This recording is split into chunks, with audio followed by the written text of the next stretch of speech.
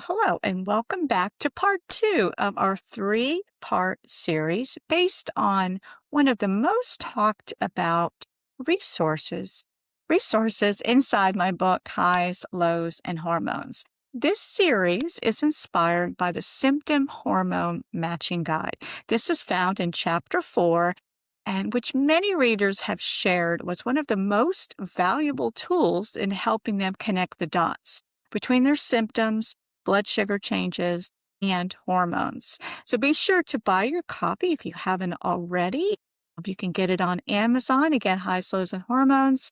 And you get this resource, you get to see this chart inside the book, along with 12 others that will walk you through all the different areas of what this means and what this book is delivering for you. And you have lifetime access. You can save them to your device.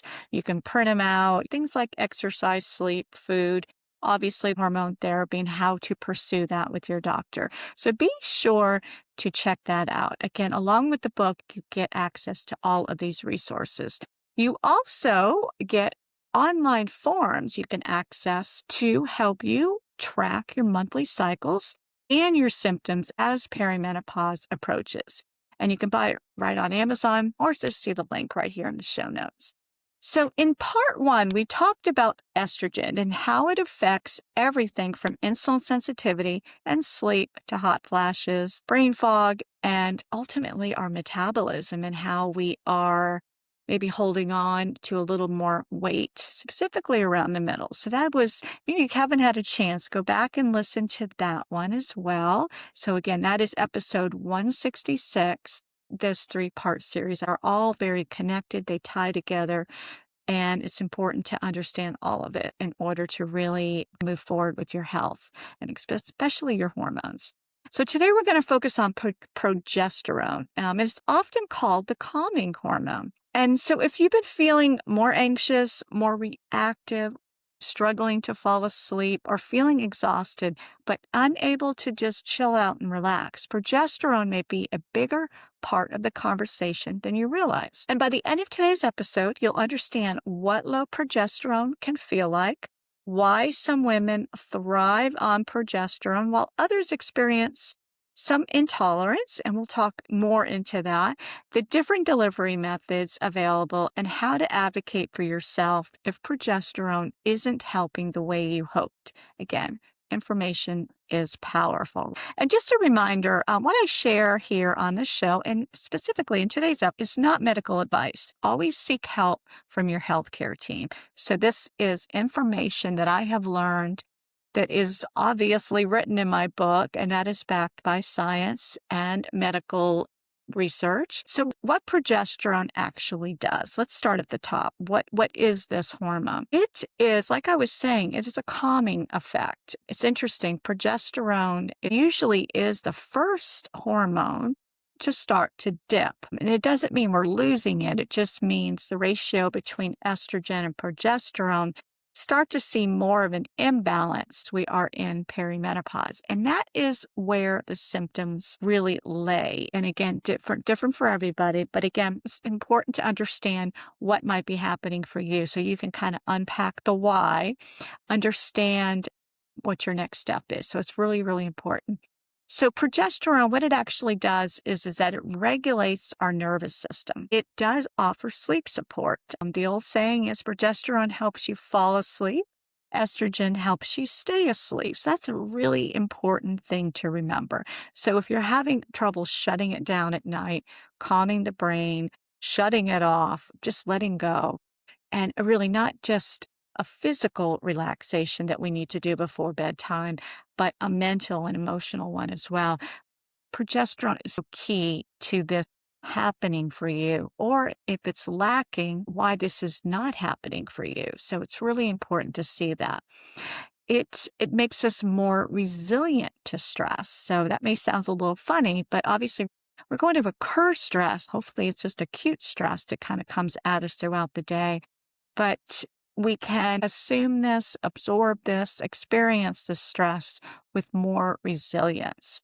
And when we are noticing that we cannot, again, this is a very, very key thing to consider. I think of things like it feeling more rattled about what never used to bother you or being more worried. I know as my daughter's grown up and she lives away from home now, and that's something that I had to deal with was letting go and realizing that she's safe, that she's doing well. But as a mom, we're really protective about our children. And that is something I noticed that I was a little more amped up and worrisome about her safety. This again was before I decided to get on hormone therapy and before I knew all these benefits. So this is a really key thing to consider.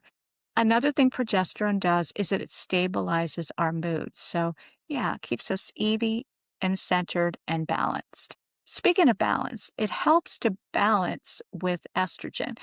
It's really important to know that when and if you are on estrogen, and this is generally when we are in the postmenopause stage, when we no longer have an adequate amount of progesterone in the body, but it is really important that estrogen is not unopposed. So estrogen and progesterone need to be in balance and prescribed accordingly. And again, a doctor that you get with and talk with us about this will understand and know how to prescribe this accordingly. And again, progesterone does not remove stress from our lives by no means. I wish it was that easy, but it changes how our body responds to stress. And diabetes is tough enough. We have enough to think about and sometimes even worry about, but we really want all we can on board, and these hormones, all of them, really do help us to function better with the disease. So again, something that we need to be looking at long term as far as help and assistance, and something to, I guess, to kind of help hold our hand through these stages of aging with diabetes. So what are some symptoms of low progesterone? And this really goes back to that tracking tool that I mentioned.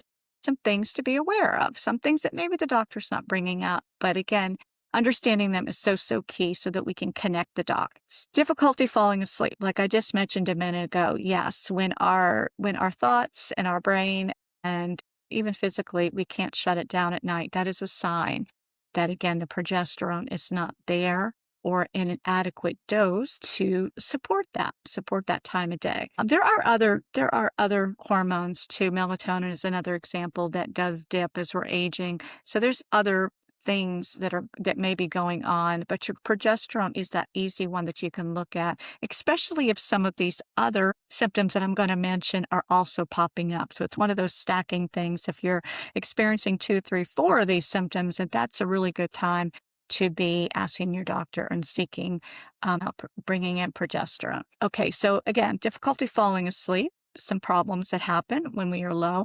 Frequent waking. Again, estrogen tends to be the driver of this, but again, when these things are not in a cohesive balance, estrogen and progesterone, this is when the wake-ups can obviously occur as well. And we also lose urinary control, which is another big part of what's happening. So that might be waking us up at night too. So that's another key part. 2 to 4 a.m. wake-ups, like I said. Some things too, mood symptoms. These are huge. This is really, like I was saying, when we are more worried, more irritable, more anxious about things that never used to make us feel unsettled. So tune into that. Give that all the honor and appreciation that it does need, because how you feel in any situation throughout the day or night is really, really important to be in tune with that. And our emotional sensitivity, again, we could be more emotional. We could be more reactive. It could be showing up in our relationships.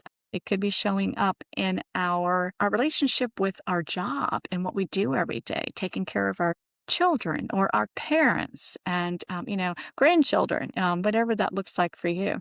But again, emotional sensitivity, it can be upregulated with that. And that overall feeling of overwhelm, again, being able to, I think, compartmentalize what is normal, what we consider normal demands, not only from our disease, but from our life and our schedules and our work schedules. But to know that that is something that we can handle and that we can put some action steps around. But when we get to the point where we are feeling even more burned out or burned out at all, those are really key signs. Again, paying attention to what where you used to be and where you are now. Blood sugar connections. Okay, so again, the sleep disruption, that can be part of what's happening. We're getting alarmed with high or low blood sugar in the middle of the night. That's going to interrupt our sleep. And because progesterone does help us to manage stress, it also keeps the cortisol levels lower. And we know how that is going to impact blood sugar. So if we are more reactive, more worried, our cortisol is going to rise in accordance to that. Because again, our body wants to protect us. It wants to keep us safe. So unfortunately, it can dump glucose in response to that. So blood sugar can be harder to manage if this is becoming, again, a repetitive thing. So we can become more insulin resistant. And then fasting glucose, again, if we have a bad night's sleep, if we are not restfully sleeping in a calm state, reaching those deep cycles of sleep that are, again, going to set us up for success, our mornings are going to show up. We're going to show up with higher blood sugar in the morning. And you know what that does for the rest of the day. So this can be that vicious cycle that if we're not aware of what's happening, why it's happening, and what we can do, and some things we can do differently, then the cycle's going to get worse and it's going to compound. And that just leads to so much that we women do not want to have to carry with us. Dependent diabetes is tough enough.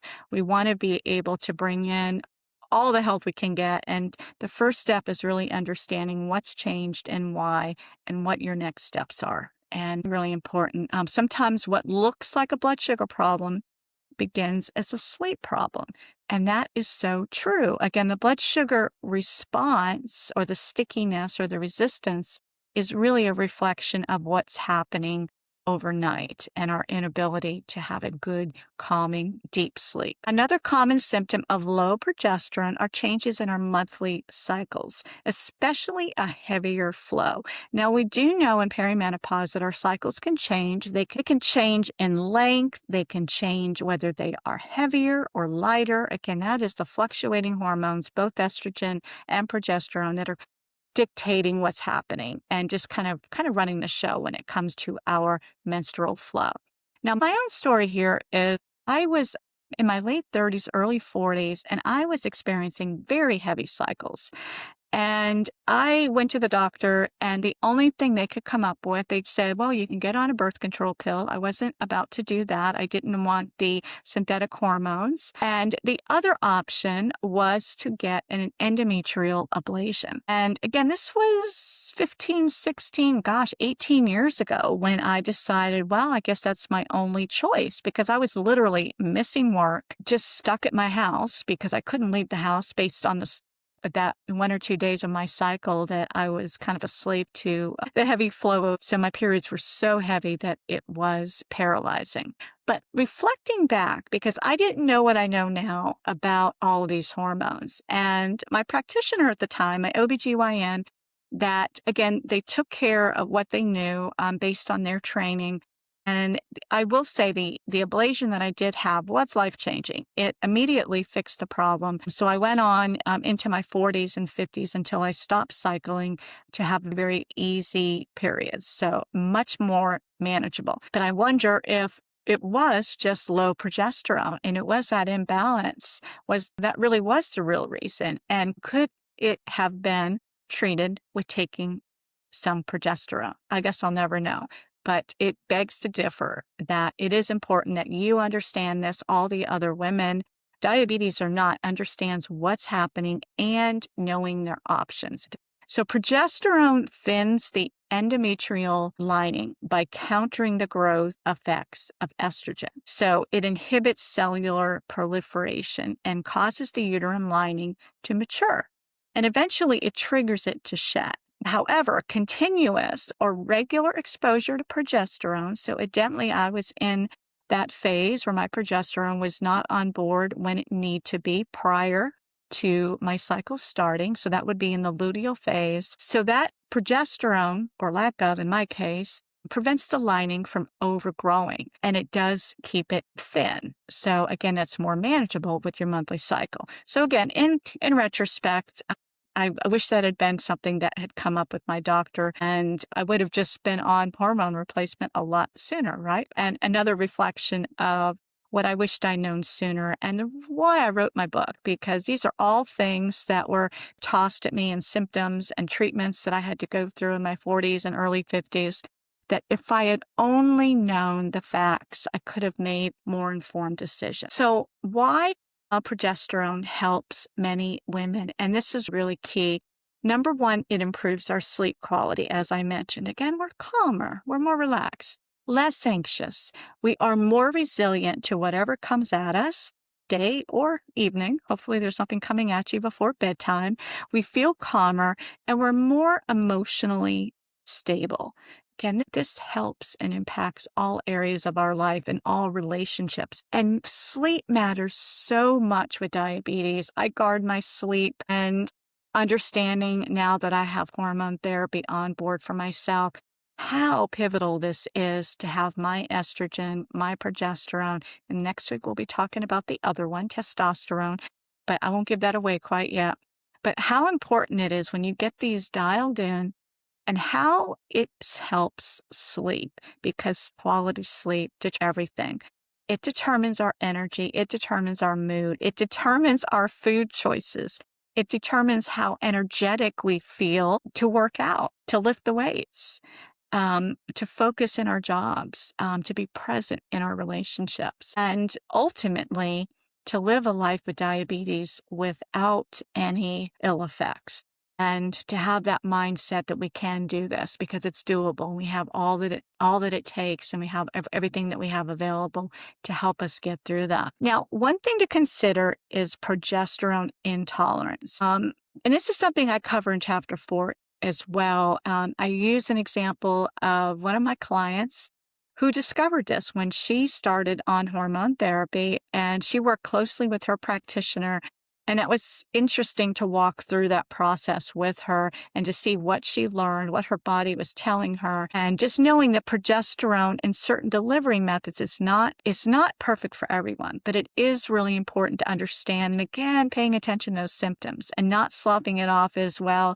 I guess this is just the way it's going to be. But possible symptoms could be depression, emotional flatness. It could just make us feel kind of numb and not too excitable, right?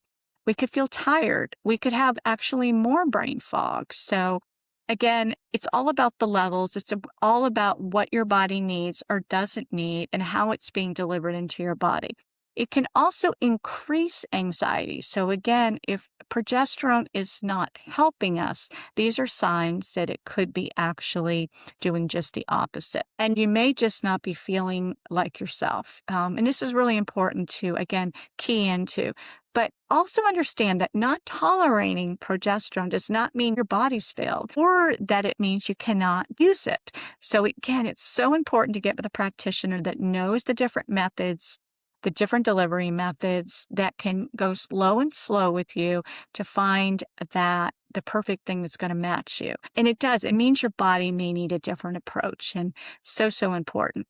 So talking about delivery methods, let's dive into that. So there is the oral progesterone, and these are bioidentical. So these are similar to what your body is already making.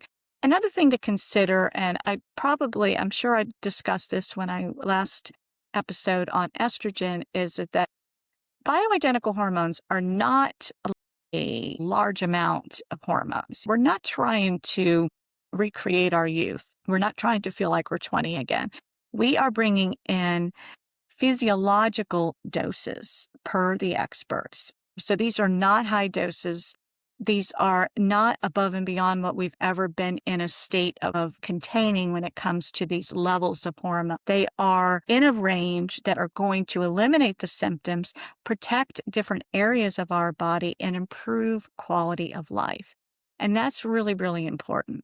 So back to the delivery methods, like I was saying. Okay, so oral. Oral is a micronized oral pill. Usually comes in 200 milligrams. And again, you can work with a practitioner if that dosing needs to be altered in some way. It's very common, often improves sleep. We always take it before we go to bed at night. It can cause morning grogginess. So this is one of those things we got to pay attention to how we are feeling starting low and slow. Most practitioners will start you at 100 milligrams to see how that goes and feels.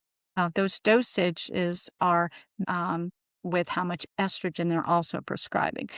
But, however, most practitioners are starting low dose on all of these hormones, and that is a very, very safe thing to do. Again, we don't know until we try a little bit, step back and notice how we're feeling, notice if things are improving or not improving, and being able to take that next step accordingly. Some other options is a compounded cream. They say that the progesterone is such a big molecule that it's hard for the body to absorb it transdermally. So for instance, I do a compounded estradiol, so that's just a squirt, and I spread that on the inside of my thigh. And I've been doing the compounded progesterone lately too. This is a new thing for me. And just to let you know too, just as a sneak peek, I am going to be talking about all of my hormone and supplements that I currently take. This has been a huge ask here in the community. There's a lot of curiosity about what I do, what I take. So I'm going to share that with you in an episode coming up. And again, not to tell you what to do because your journey is your journey, but there's curiosity, and I like that because I'm curious about what other people do too, just to kind of get an idea of what's working. And it might be some things that I'm doing that you would consider doing and to talk to your practitioner about. Another delivery method for progesterone is vaginal gel or micronized capsule.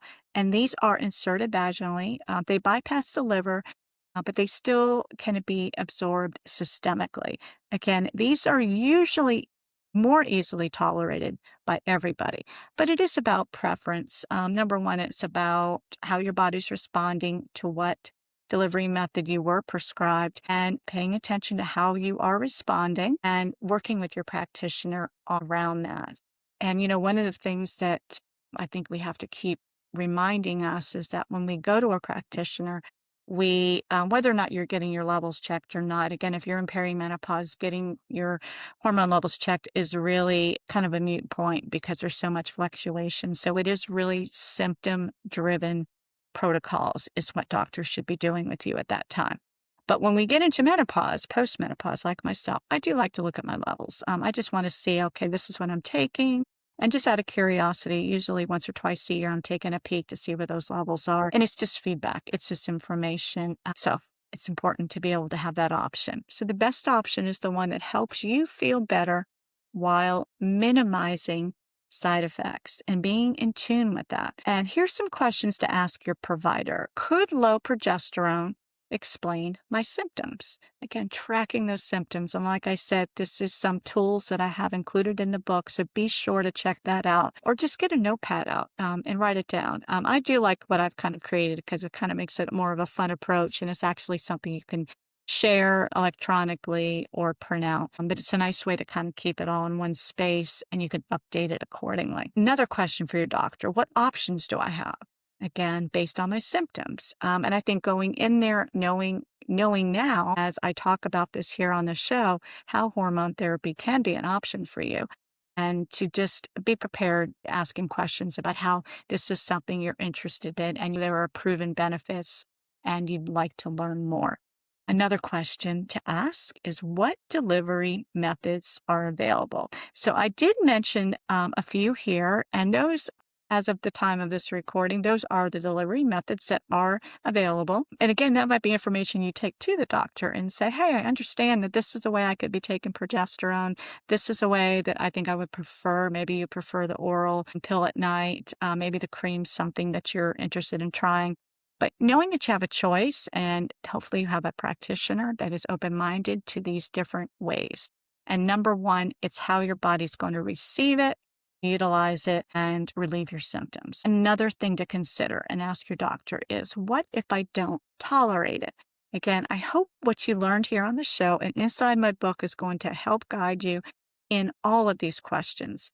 These are important things for you to be asking yourself, to bring to your doctor, and together you can come up with an action plan to help you. And finally, how do we know if it's working? Again, it's all about the symptoms. I can't say that enough. Paying attention to how your sleep is, how your energy is, how your mood is, how your focus is. Again, what's different, what's changed. And again, we have days where there's some one-offs that obviously this happened and this was my response, and I can clearly point back that this is what it is. But if it's a repetitive thing, if you are waking up just not feeling motivated, again, that's not any way that we want to start our day, begin our day, or this life with diabetes. So honoring that and tracking that and sharing that with your doctor is really, really important. And for many women, progesterone doesn't remove the stress. I think that's the one thing that we can take away today.